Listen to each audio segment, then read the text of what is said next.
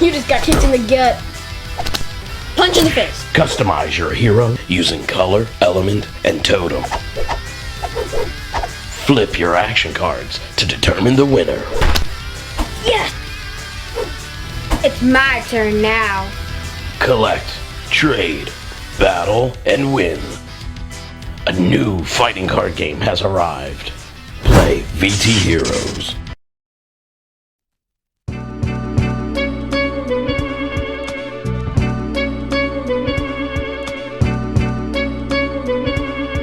It's all for you. Yeah, yo. There whenever it matters, and even more when you feel like it doesn't. Protect you so you never feel like you wasn't. Know I'm right alongside you. Either that or I'm behind you, but always got you. End the discussion, nothing means more. First one to offer is shoulders for what you reach for. Thought I saw the eyes of the world until I seen yours.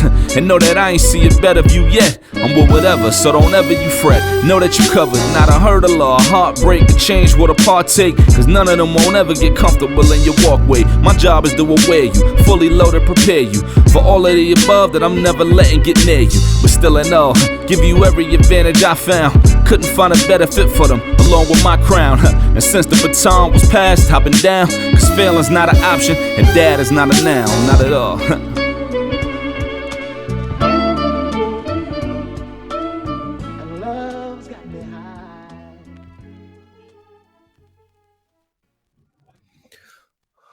Welcome to another episode of Dad is Not a Noun. My name is Ishmael, changing the narrative for men of color and fatherhood, but also changing the narrative about the thing I care about.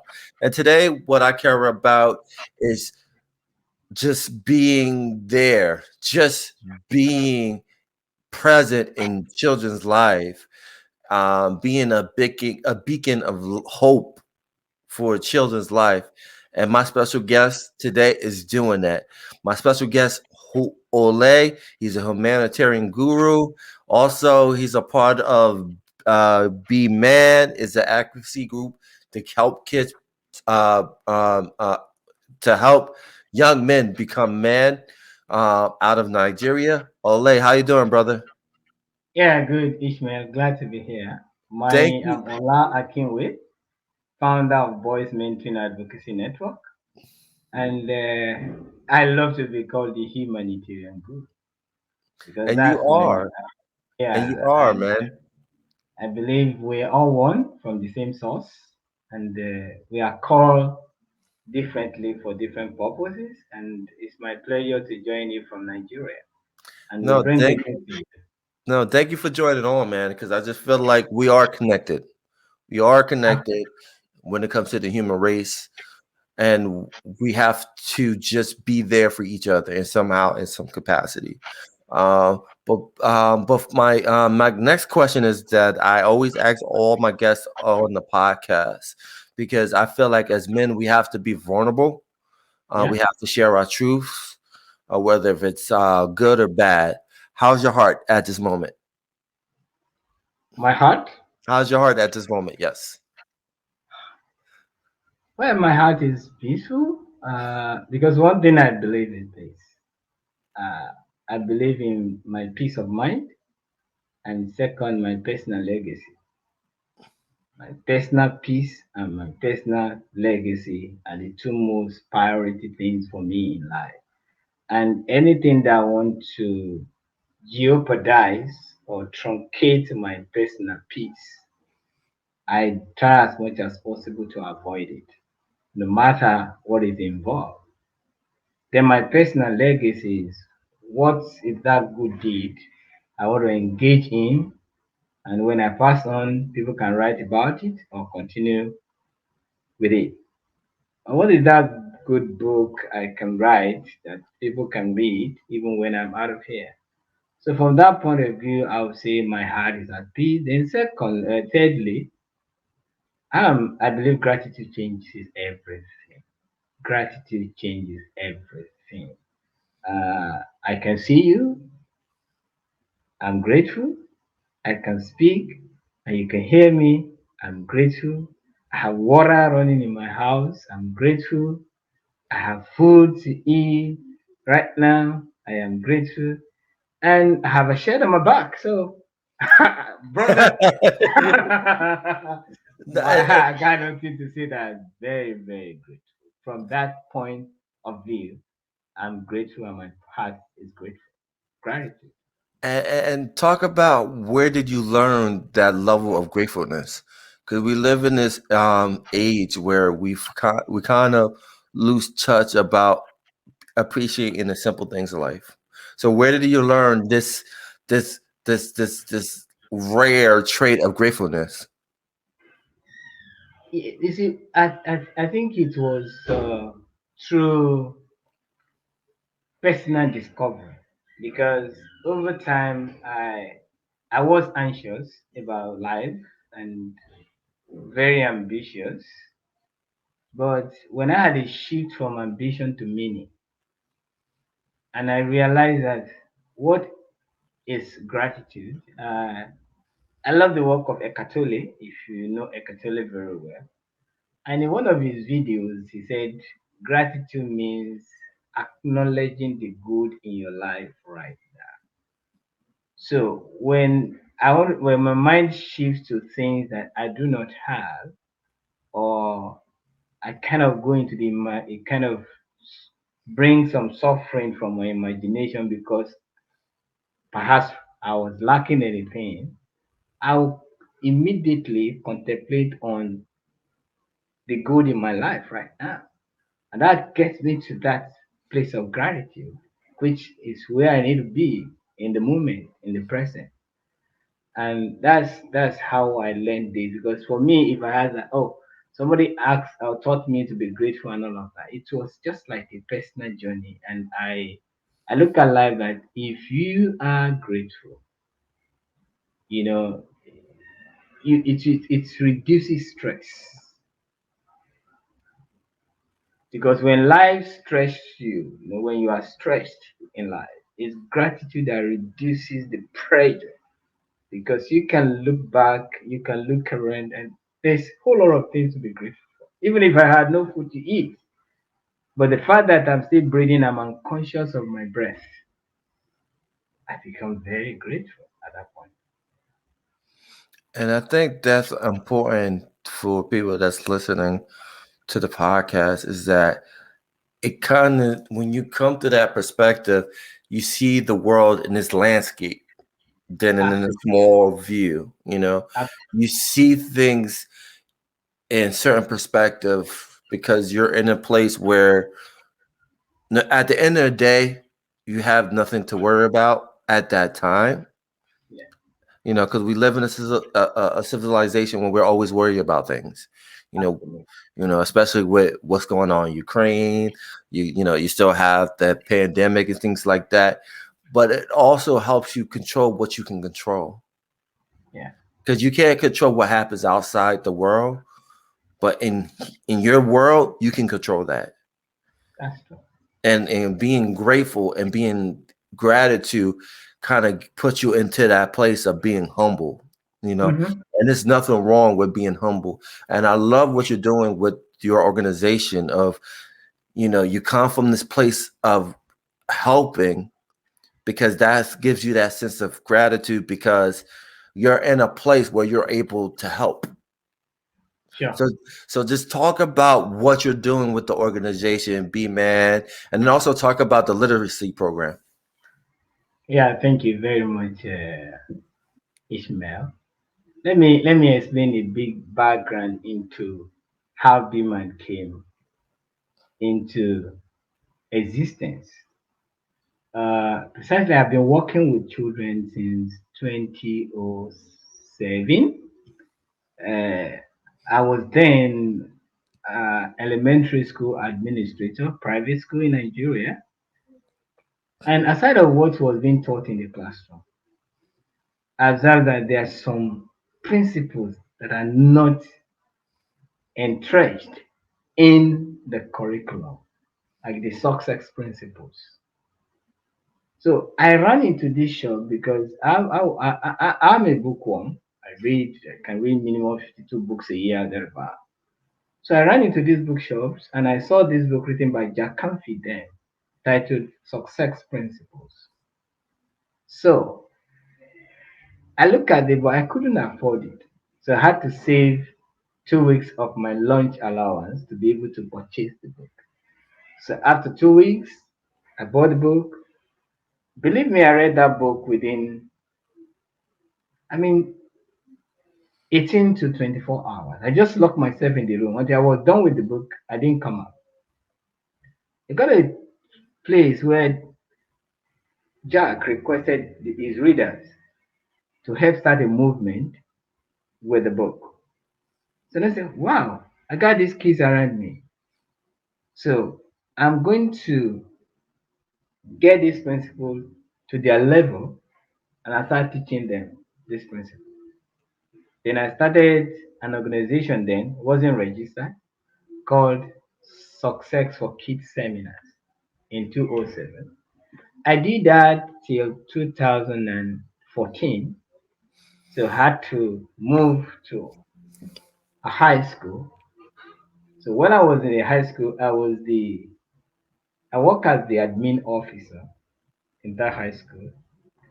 And there was this day a mother brought her son to me and she told me that this boy had been out of school because his husband was sacked from work and it affected their income.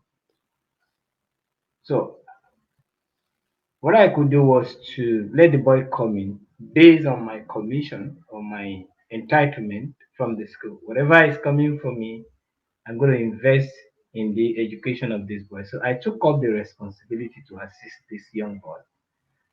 But each man, 2 weeks after enrollment into the school, he was caught to have stolen from his classmate from money. And the law says whoever was caught stealing is an automatic expulsion from the school. So I couldn't change the law, but what can I do? So, and coincidentally, for a very long time, the father had not come home. But the moment that incident happened, the father was available. So I put a call to the mom, and it was the father that got to my office first. You are into the dark stuff. You can imagine a man in his 50s just walk up to you in 2017 and knelt down in your office. Sir, my son have not stolen. I have stolen because I have neglected him. I went searching for job. I couldn't get any. And I couldn't come home because I don't have resources to bring to them. So I stayed away in times of kind of like to cover a shame Right. because there was no any means for him to be empowered. Right. So I went to the management board. I'm going to appeal on behalf of this boy that instead of giving him an expulsion, I want us to suspend him for 2 weeks. And that 2 weeks, I'll be working every day with him.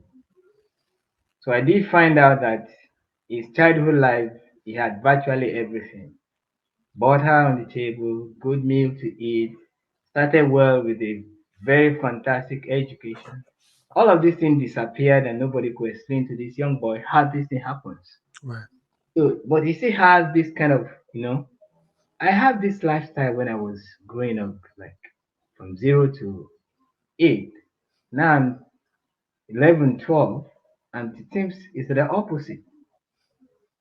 So I interviewed the boy and told me when he was left alone at home, and his parents took him to a public school, he mixes up with some other guys, and he was into gang of guys that goes pickpockets, Yeah. from other people, and that's where it all started.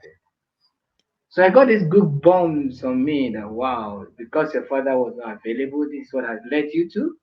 Right. How can I help? So I put a pen and paper together and I wrote to everybody who had a son in that school that every Friday henceforth I'll be running a mentoring program for all the boys. And that was what gave birth to Boys Mentoring Advocacy Network. So, like the serendipity, I find my calling. So when I got that, and this is something I love to do, so I ran with it. Right. And I left that to make sure that every boy there has a positive developmental role model in their lives. Because when you have good role models, lives becomes something they aspire to with kind of exemplary, uh, let me say, interventions. We have interventions that bring good examples to them. So, and since that 2017, we've done a massive work. So now we are at the point of where we're running a literacy project for boys who cannot read between the age of 7 to 12. You experienced that today, and you saw the videos, you saw that. Yes. They are Yes. much more than that. But because of the current situation in Nigeria, Yeah. most of them, because of logistics of movement, they weren't available. They are much more Yeah. than that. And the idea is like what Barack Obama said, President Barack Obama said, literacy is the currency of the knowledge economy. Yeah.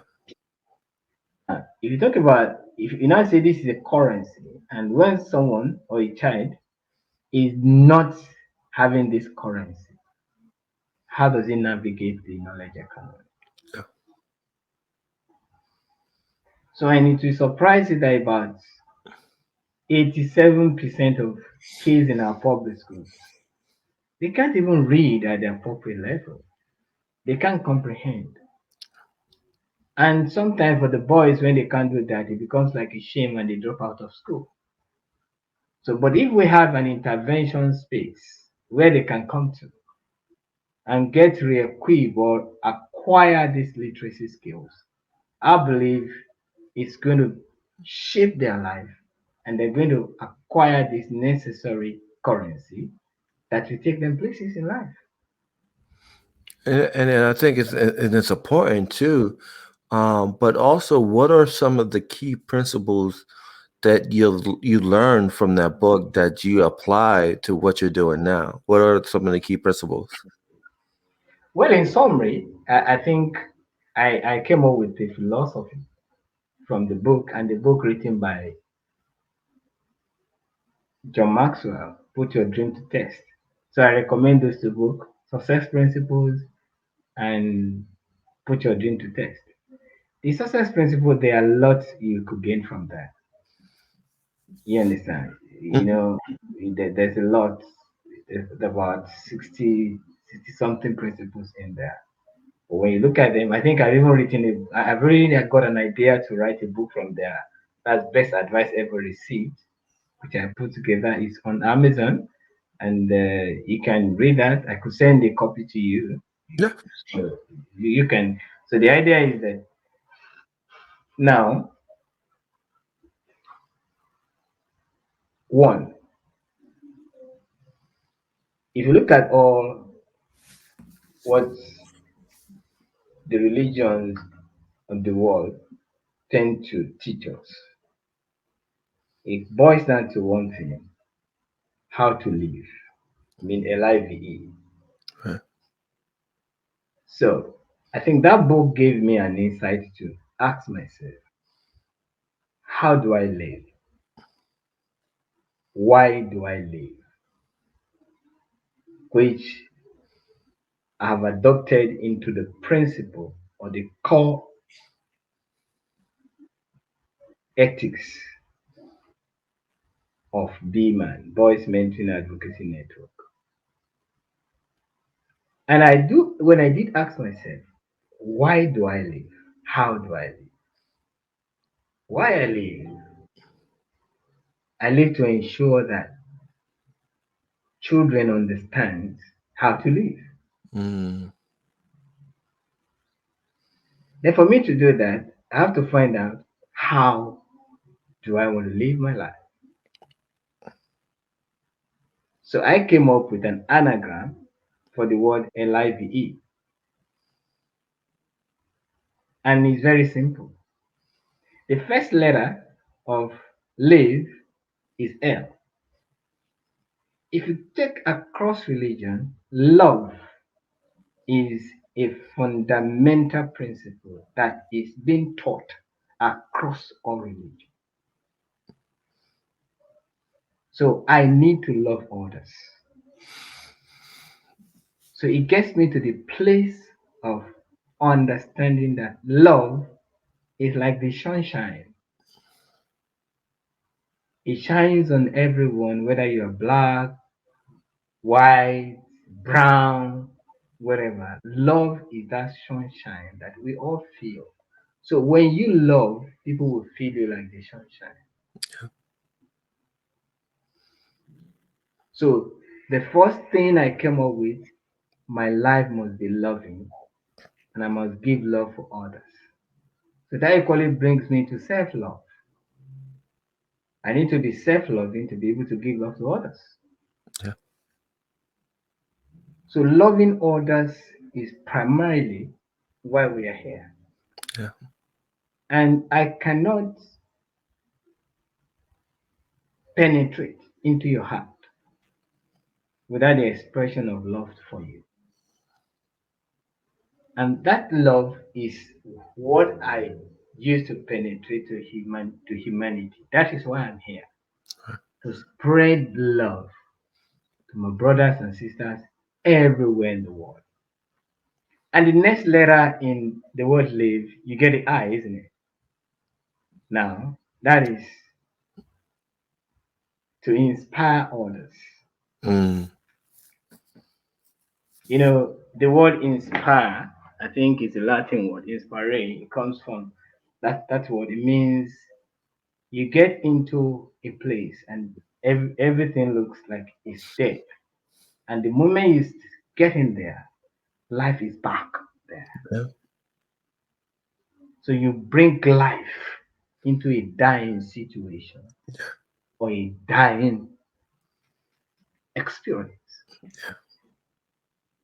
And I love the way Les Brown puts it. He said, I aspire to inspire till I expire. Yeah.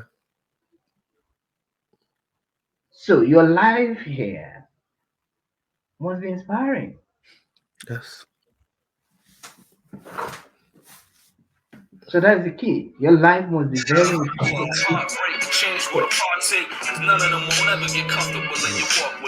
Yes. Sorry about that. Yeah. So if your life is not inspiring others, at that point you're already expired from life. You got into your expiring date. So it takes us to the next letter, which is V. But yeah, I want to talk about the I, because that's the one thing that's cool about the word inspiration. Like you were saying, is the Latin root for inspiration is to breathe. Is when Yeah, you breathe, you breathe into existence. yeah, And so when absolutely. you breathe, you breathe Yeah, and inspire other people. But yeah, exactly. man, keep on preaching. Keep on preaching. Let's go to the next letter, brother. Thank you. You know, so you are the life. Once you breathe, you know, into existence. And you know, one thing is that the plants breathe like we breathe.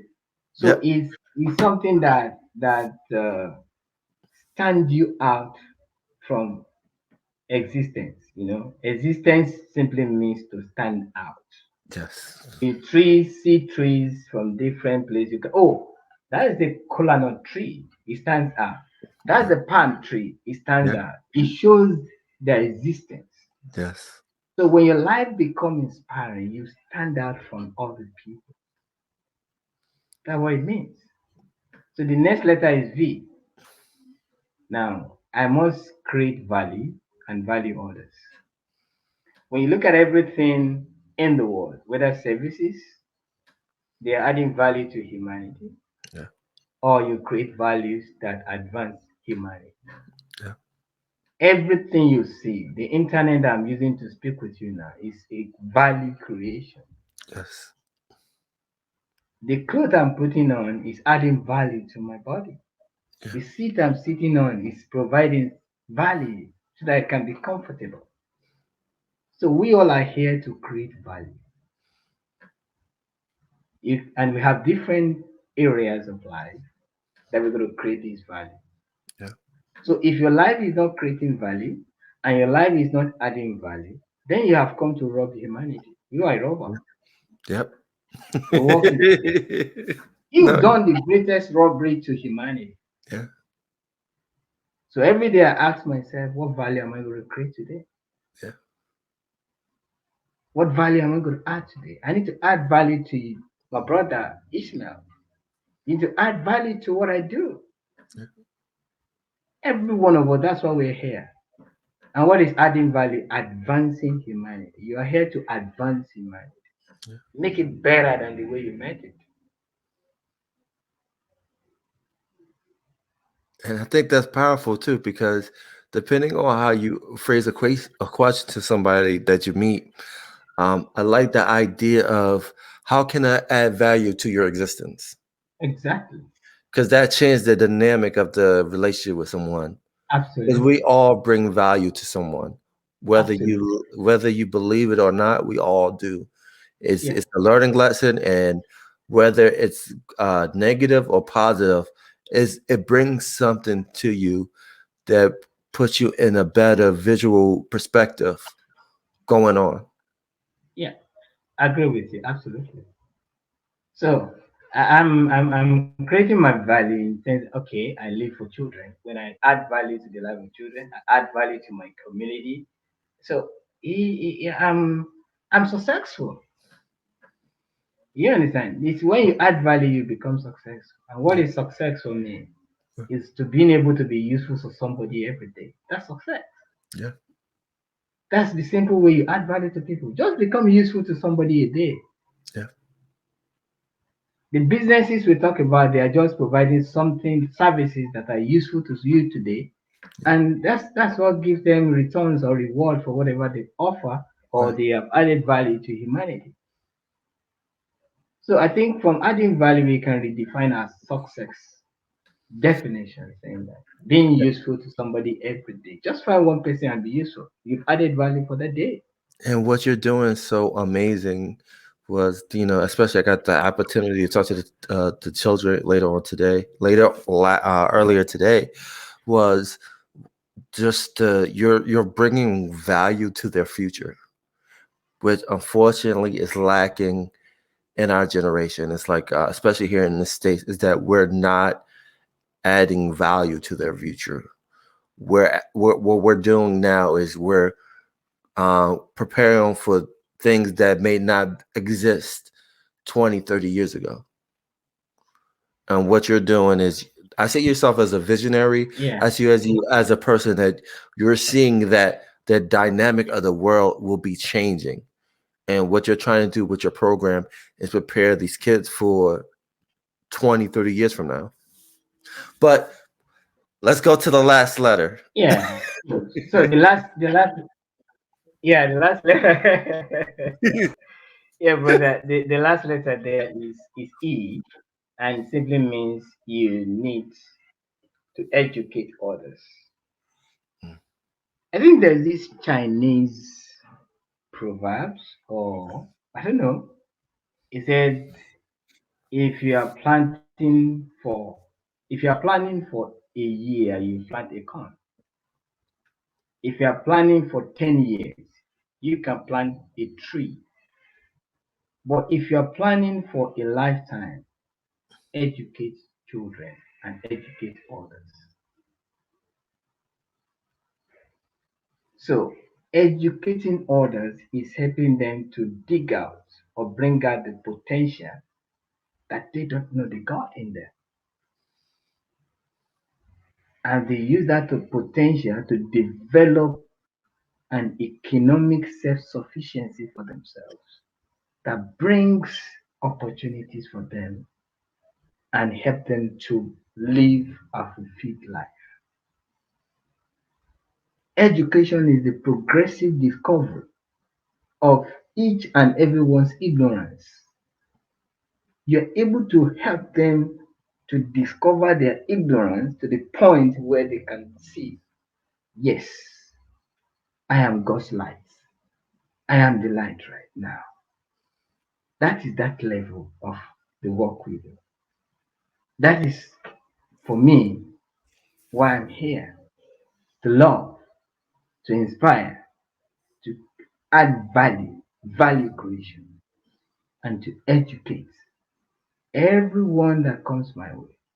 I should be able to leave a deposit of the knowledge that the universe has endowed me with, that I've given the opportunity to have access to or have acquired, and share it with others. Because no family can truly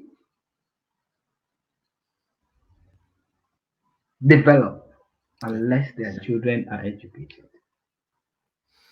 And I love it because you just gave a mathematical equation on happiness. And that goes back to STEM, like we were talking about earlier, that you put those letters together, that is equals happiness. Yeah, yeah, sure.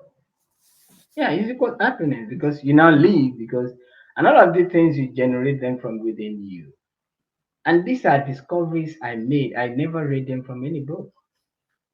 These are my personal discoveries. And I think that if I can get this message to TED, get it across the world, this is why we are here. And this is what we should teach our children in their various homes, in schools, in communities, in sport events.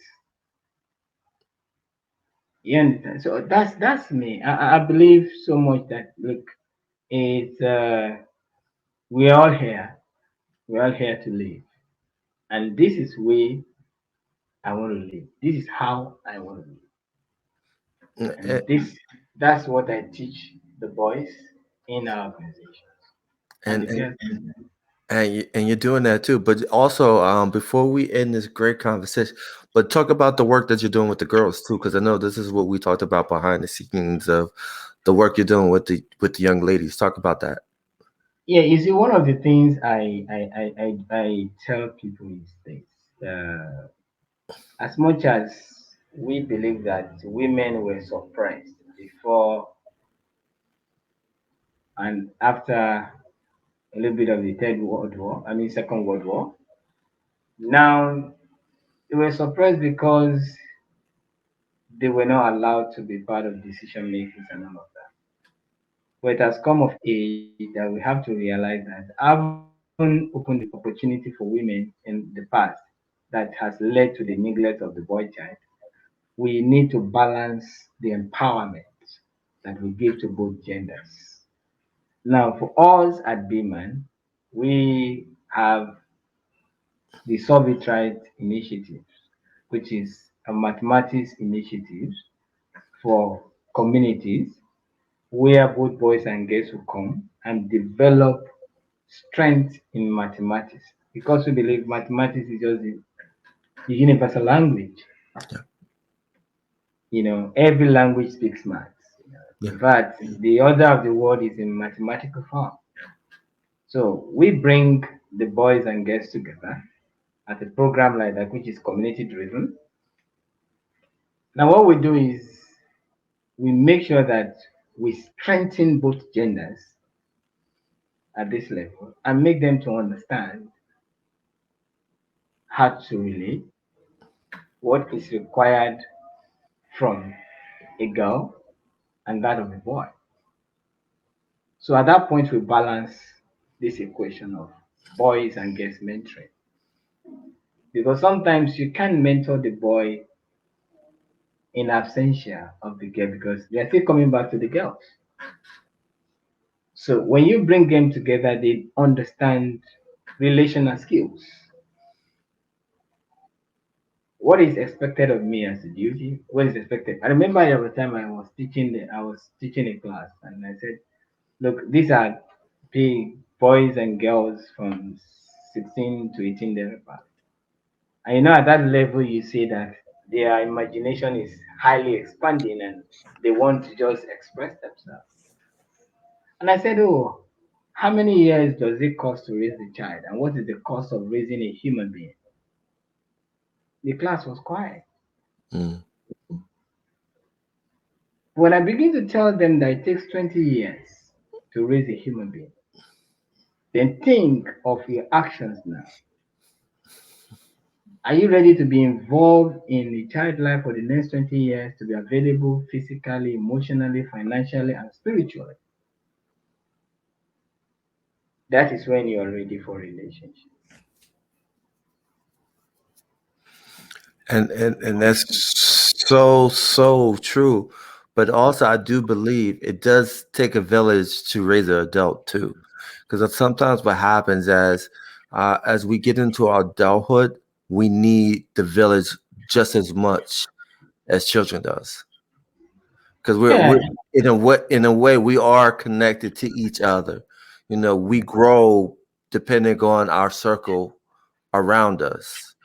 So I think it's a mindset that never dies. It's constantly revolving as we evolve as human beings, and that's the one thing I don't want people to lose fact. As you get into adulthood, as you get older, you're much in demand of community as much as a child. And like I said, it's important that children has community, but also as when you get into adulthood, you want that feeling of you know I belong to something, because yeah, often what happens is you have a lot of people that they feel like they're not belonging to something and or belonging to somewhere, and they often get into that place where they're going to commit suicide because yeah. I agree. I agree with you at that point. You see, what community is to us as adults has to be narrowed down to what it is to our children when they grow up. And this is bringing, when you say it takes a village to raise a child, it means everybody with good qualities has to make sure that you cultivate the child with your best quality in the society. You know, the value system, the great value system, those who preserve the values and those who preside over these values must ensure that we get this into our children. And the beauty of it is that we now have a global community and we still have the village community. The village communities is now charged to understand that look, we need to put our children as our number one priority. And this takes me to a man or a dad. You see, there is no man that is born behaving wickedly yeah. or born to become abusive. The society must have hurt him for him to respond to the society that way. And there's no child born behaving responsibly too. He must have acquired some responsibility skills or must have seen some exemplary behaviors of responsibility that takes it off from there. So that is what we demand from the society. And what is it? Whether it's a little brother and little sister. I came up with a definition for a boy child. And what is it? A biological male child, a little brother that is immature, irresponsible, and lack a very good sense of judgment. So what is the work of the community? To take a child from the place of immaturity to what? Maturity. Yeah. So that this child can draw moral conclusions. To take a child from the place of lack of reason to a point where I can make reasonable conclusions. To love a child as a little brother so that I can grow up to become a loving brother to the younger generation. Is our task is very simple if we take it out from that point of view. And that's what we'll do. That's what we strive to do. But we need help. We need support. Some of my boys don't have food to eat.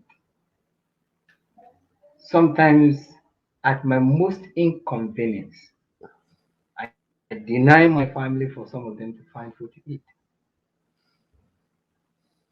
what we gotta do it. You can't say you love somebody and the person is hungry and you said I love you. No, Yeah. it's Jesus Christ at that moment is food. Yeah. He wants to eat. So they need books. They need clothing. I'll send you a little boy's clip, a video, who I met at the filling station. I initially thought he was having a mental health challenge, Right. but when I interviewed before I ran there and I saw this guy was not so, I registered him in a music school. Even if you see Right. his feet, today he can play piano. But Right. if you see his hand, you kind of think, how is that possible? So we went all our way to get clothing for him, give him money to go to the center every week. That's love. I'm not here to amplify what I do. People can find out how we do it, and this that's the truth. So And for the audience listening, we will appreciate your kind generosity to support our work in Africa, and you can verify oh, this is legit. and it's amazing work. And um, before we wrap up, I know I said that before, but one, talk about how the impact that Joshua Backford and his father Knox Danu has been on the work you're doing, and then also how can people support? Like, who's hearing this for the first time? How can people support? Yeah, for Joshua Beckford, he's our ambassador. And I ran into his story in 2010 thereabout, and I've been friends with his father.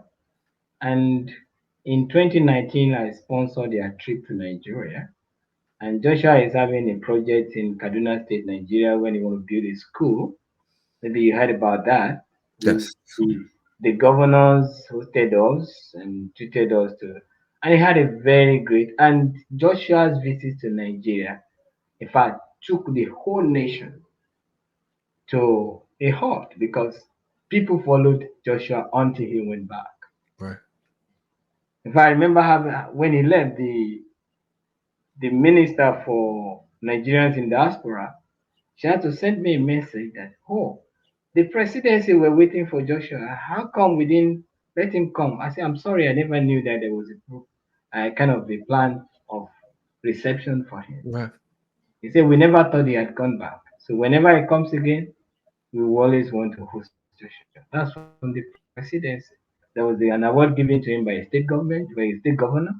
And his work is I think his life and everything he said while he was in the mentoring program has really become like an example for young boys in Nigeria. Yeah. So and we've been working together. I sincerely respect that young boy and his large-heartedness, which is what connects both of us together in a way. And Yes. yeah, and if we haven't done anything with Joshua Beckford, it might not be something at all. So if Joshua Beckford can be the lead ambassador of BMAN, you know the face of BMAN. That's the face. He's the one actually that I look forward to in the future. That will be in the affairs of handling this BMAN stuff. These are the generations we will hand over to, and he's willing. So talk about how you can help. We have a you can go to our website www.bmanadvocacy.org. Goes go to a donating button support, and we have a giving away account where you can support any of our campaign. Currently, we need 100 dictionaries and 100 etymology dictionaries that will help children decode words and help their build their oral English language and all of that. We want to give them food when they come for this program because some of them are hungry, some don't have clothing. We want musical equipment in our literacy centers. In fact, I'm going to share a video with you maybe someday where you have these boys having a body percussion. So now Yes. they can, yes, they do body percussions on weekly basis. And we follow Richard Fields from Austria, and he's been very supportive to help us. And we have instructors from New Zealand, we have from Australia, we have from the US as well, we have from Greece who take these kids on a weekly basis. We have David Hart from the US too that is taking them quantum mechanics, you know, Wow. take them quantum mechanics and understanding the future of quantum computing and how big that industry is going to be.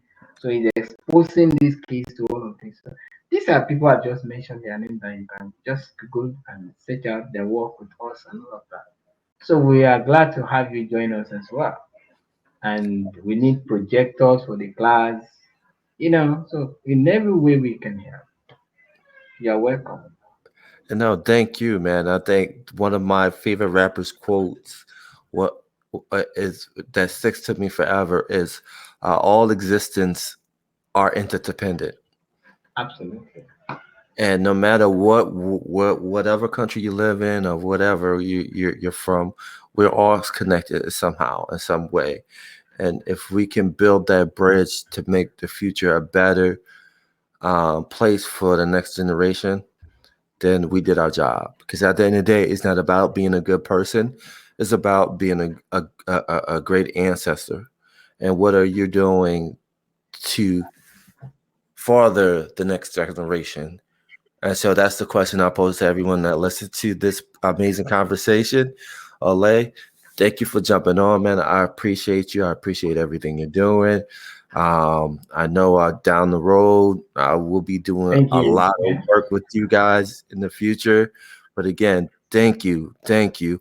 And before we end this show, again, I promise the people, this is going to be the last thing. What is the final words you want to let people know? Hmm. Wow. Yeah, the final word I'll say learn to is a one generation plant the tree, another generation they eat from the tree. So what tree are you planting now that the next generation can benefit from it? I like Thank you. that. And we're going to end off with that. Thank you again. People, please like, subscribe.